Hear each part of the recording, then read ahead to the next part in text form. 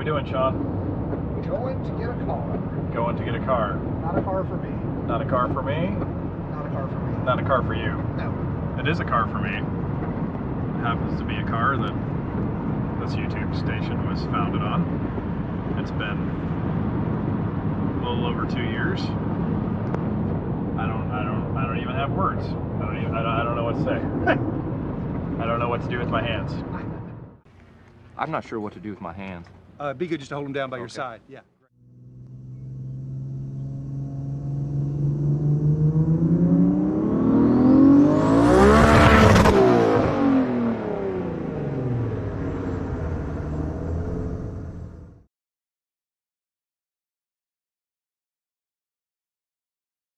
I know what to say.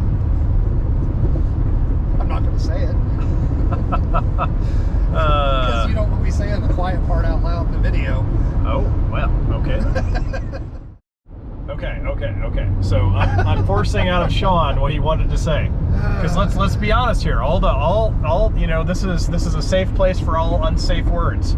So you need to just come out and say it, Sean. Is this a safe place? This is a safe place. I need to know that this is a safe place. Yeah, you can say whatever you want. It won't hurt my feelings. Lesson learned. Don't change your oil weight. Right? Hey, I said from the beginning, none of this is unsafe. This is 100% my fault. I'm in this prediction. Safe took a while with the build, but look, he's had a lot of stuff going on. I still think so highly of Safe. He just moved shops.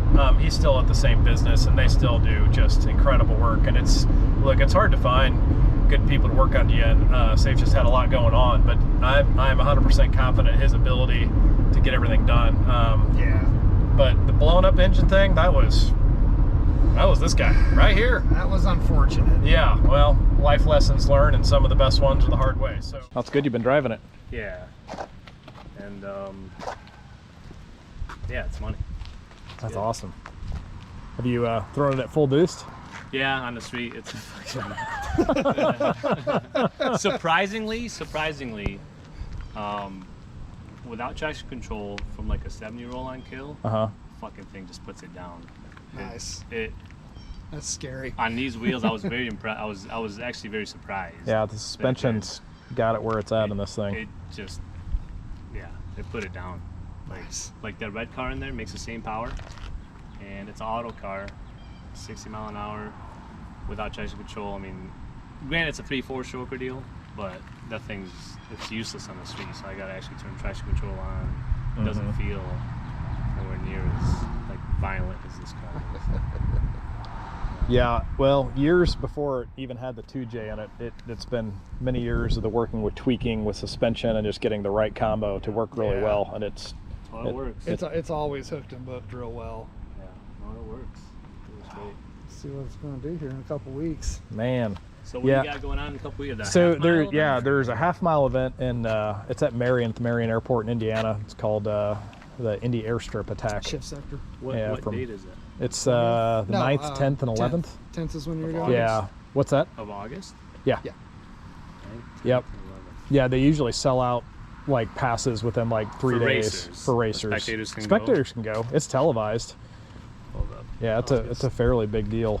But I've entered it like the last 4 years, and like it's always been like. I got to take the Corvette last year. Yeah, I gave him my tickets last year, so he went. But yeah, I'll get to take this thing this year. So. Oh yeah. He's hemming and hawing about it. Well, I don't know if I'm going to get enough street time. I said, look, put it on a trailer. The only time I turned it all the way up was when it was on the hub dyno, and I was working my way up when it started having my own dumb asphalt to putting the wrong oil in it. So work it up at the track. That's the best spot to do it. Yeah. So it's oil pressure is the same. Okay. Cold idle, it'll peg 150. 150? Yeah. Holy crap. Yeah. Hot idle, it'll be like 45, 50 hovering, and as soon as you tap the gas, you'll see it just ring up. Nice. 50 weight. 50 weight. I've got it on tape now, so I won't forget. Nothing less. So yeah, I mean, because you mentioned you're gonna do like half-mile and mile events, so it's loosened up. Okay. To take debuts, but it runs phenomenal. It's great. 2JZ engine, no shit. And what did I tell you? I retract my previous statement. You know what? This will decimate all. Who did all these brake lines? That must have taken days. Well, it took a couple hours, but the bitching lasted for weeks. I'll still bitch about it. Not my best work either. It's sufficient. That was early on in the days, the brake lines. Oh man, I miss this car. I didn't wire the car, that's why. Okay, so So it's your clutch switch. so how do I do that for the anti-lag with the clutch then? So the clutch, basically, as soon as, so there's a switch on your clutch. As soon as it releases, it opens the switch, it activates. So Okay. you have to be, oh, that's max vehicle speed is at 9.3. So it'll never work under or over 10 mile an hour. Okay. So I got to be from like a get-go to use it. a dig. Okay. Is that what you want, or you want to do it from a roll? If I can get it from a roll, Yeah. that'd be cool. They gave me a warranty last time I did mine because Is there a way I can get both, or is it just one or the other? I mean, if I set it up for, if I just take the max speed off, you can just trigger it anytime you want. Oh, perfect. Yeah, let's do that if that's okay. Yeah, yeah.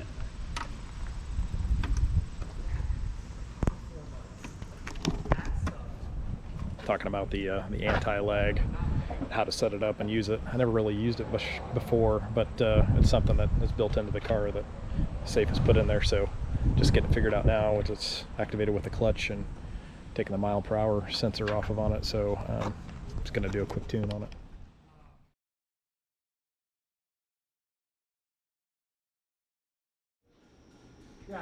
Talking about the shop, he wants a more like showroom shop without the parts. And then it's funny, he went back here to look for stuff, and then I was like, oh, this is a whole other room. And I was like, well, this is kind of different. It's actually like a metal container.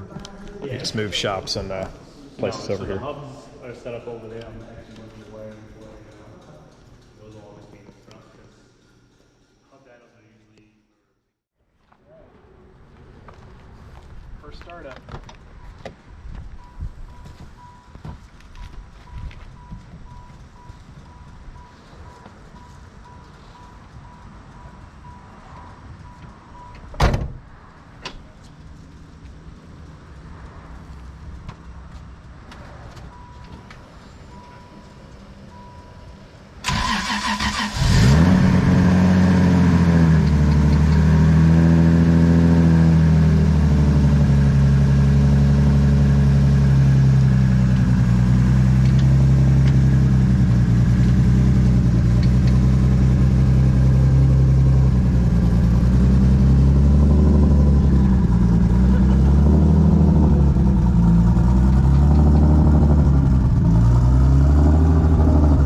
forgot how lumpy that thing is for being what it is too.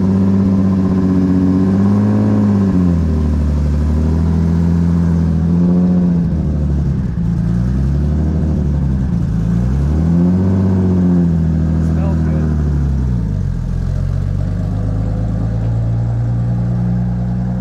So is it pretty wild?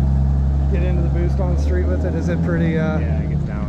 Like honestly, like setting 7 or 8 is like be perfect.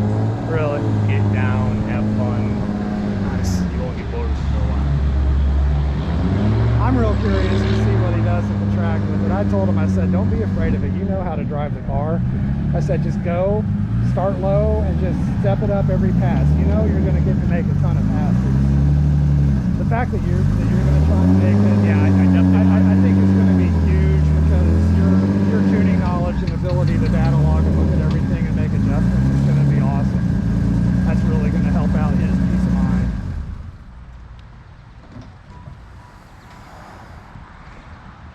I don't know, it didn't seem to want to go too fast. That feels very familiar and good. Yeah. It's awesome. All right. Thanks, my man. Yes, sir. Appreciate it. you. Appreciate you. So much. Good Good seeing seeing you. you. Hope to see you down there at the race here in a couple Yeah. weeks. Yeah, absolutely. We're on the road. Back home. Yep. Camaro in tow. Man, that feels good. Today was a good day. I don't think it'll really sink in for me until I'm actually driving. It's just been so long. But I'll tell you what, I'm really happy I waited on safe. I really do think he's a stand-up guy, and focusing more on quality rather than quantity and taking care of the people that he does have work on. Yeah. And I think he was appreciative of me too, being patient with him and understanding. But to give a testament to the guy, he did mention to Sean and I that for the race coming up that he may make the track. And it's like, what did he say, 4? He's somewhere between 4 and 5 hours away, but as soon as he found out that you were going to be running that half-mile event coming up, he instantly asked what day and where, and he says, I'll come down and we'll do some data logging and dial it in under full load, under its own power, because of the difference between dyno tuning and actually road tuning. Right. It's the caliber kind of person he is. He said, I'm working that day, but I'll see if I can get it off. I should have enough time between now and then. And he'd give up his time off just to make sure that car was 100% dialed and see how I would do, and make that drive. Just wow. I mean, what other kind of shop really in today's day and age would do something like that for their customers? It just, again, it's a testament. Yeah, it's been a while, but look, stuff happens, and I'd rather have the car done right than have it done cheap and have it done fast sometimes. And that's why, other than just starting it up and loading it on the trailer, I didn't even need to take it for a test drive, because I already know everything is right where it should be. So they'll be. He said he put like 400 plus miles. Yeah, on it too. he drove the heck out of it. Some other stuff I didn't get on camera. All the little tiny bugs that have kind of cropped up. We had a boost gauge malfunction. He got that fixed. I had another cam leak, and I talked about that on the drive up here, that we thought he'd put a new cam in, but he found out that he didn't have to do that. He resealed it with silicone and let it cure and do everything he needs to, and it doesn't leak. He's driven it really hard. He adjusted some anti-lag force, which I got on tape. Just everything that I needed, he did, and then he put miles on it. They weren't gentle miles. I'm glad he laid into it too. I mean, in my personal opinion, I don't know, you may differ there, Sean, but I would rather have a shop go ahead and just lean on it as hard as possible, drive it to max boost where it's going to be at. If there's going to be a flaw with it, find out about it, get it fixed, get it addressed, make sure it's safe at that speed and power, make sure it can handle that speed and power reliably, and just keep beating into submission. And that's when you're going to give the customer a solid product when it's done, versus a shop like, yep, we tuned it, it should be fine. And then they send you on your way, and you go home, you're like, well, my idle sucks. Like, I can't cold start it worth shit. And they tell you to drill an 1/8-inch hole in the throttle. Yeah, that's a whole other story. Back in time with the Camaro for another time, another day, another episode. But look, shops, good quality shops are just hard to come by. And like Safe moving into his new shop, he's not taking on any new customers right now. He'd rather focus on the ones he has and taking care of them, and that says a lot. It says a lot that you're wanting to do the quality rather than the quantity, and it's rare, because there's so many shops out there that they're all about just massive input, massive output. If we piss 10 people off on the way, it's okay. We got 100 more knocking down our door ready to give us money, and it's all right if they're not quality. We'll have so many more, and it may seem good, maybe they're cheap, maybe they promise you a good quick time, but if their customer service doesn't mean jack and their quality doesn't mean, you're not going to be happy. I'd rather wait on it every single time. In the talk of patience, I appreciate everybody else's patience. I know I've been contacted by a few people recently, at least 3 that are friends of mine and subscribers of the channel, saying, hey man, what's going on? I haven't heard from you in a long time. Seen stuff on this Corvette, and I don't know. You guys can tell me what you think in the comments below. If you think perhaps adding the Corvette to the channel is good or it's bad, you like seeing that, something different. The Corvette's never going to be what the Camaro is. I'm never just going to go crazy into that thing. It's just too expensive for my budget. And I really like it reliable and not anything crazy. That's the crazy fun stuff, is the 2J project that my heart's really into. So if you guys like to see more Corvette stuff, less Corvette stuff, that's fine, but the channel's going to be mostly still the 2JZ stuff. And now that I got the car back, there's going to be a lot to follow, and I'll try to make up for lost time and forget what time left we have this year. Good driving weather with it. But thank you for your patience, and appreciate your time. And we'll see you next time, or we'll see you further on in this one. All right, so how I wanted to end this thing was me taking for everybody for a spin. Then I get home and the rain started coming down, which equals boo. No fun time. So I guess the fun part of this video is me getting the Camaro back. And well, yes, more fun time TBD. Until next time, we'll see ya.